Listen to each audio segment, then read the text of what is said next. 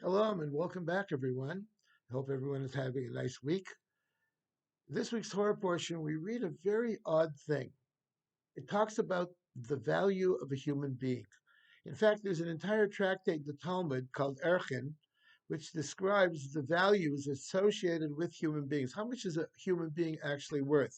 If a person wants to make a vow and pledge themselves as a vow by saying, I pledge a certain amount of money based on my worth, it talks about what the value of a human being is. What is the value of a human being? This seems like a very odd thing, but actually, in American law, in Western law, also, human beings have value. If there's damages associated with it, for example, someone harms another person or is in an accident and someone else is hurt, they have financial compensation for that person based on their value.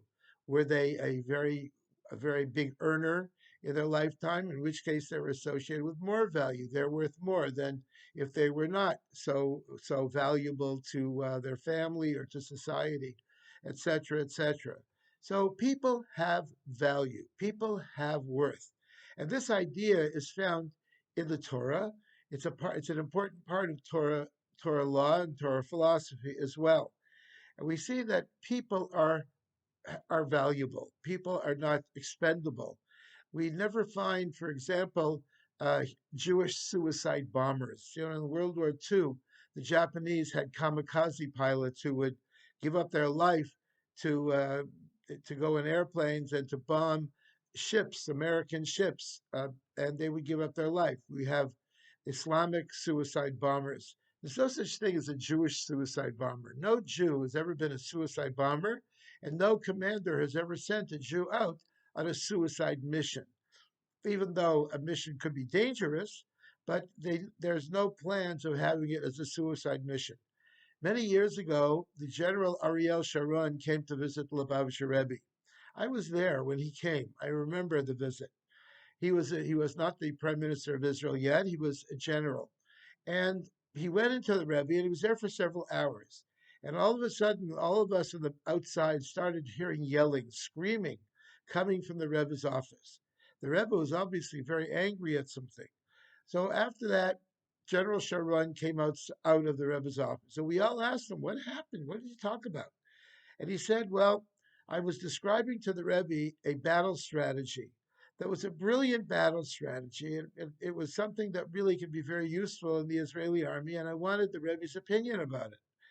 So then the Rebbe asked me how many people would be lost in a battle like that? How many Jewish soldiers would be lost? And Sharon said, not very many, just a few. That's the beauty of it. There would be very few Jewish casualties. The Rebbe got very upset. He said, even if there's one casualty, you go back to the drawing board and start over again. You do not go into battle assuming that you're going to lose anybody. Even one person is precious under God's eyes. And he did that. Many people, many nations in the world found that people are expendable. You can give up people. Don't have any worth. Of course, we saw that in the ultimate way in the Holocaust, where people were treated as cockroaches. Jewish people were sent to their death, and the Nazis called us cockroaches or vermin. And you can just obliterate vermin, and human beings are just like vermin, God forbid. And we find in many other countries people have no worth at all. People are expendable. Don't care. We don't care about people. And that is not a Jewish attitude. The Jewish attitude that every single human being is precious and holy before God, Jews and non-Jews, everyone is special before God's eyes. This last week, we saw a terrible massacre in Texas where 19 children, young children, fourth graders, and two of their teachers were callously massacred by a lone gunman, a young boy, 18-year-old boy who obviously had no regard for human life. And these beautiful children were mowed down in cold blood. How horrible this is, how terrible this is. Obviously, the gunman had no regard for human life or he wouldn't have done it.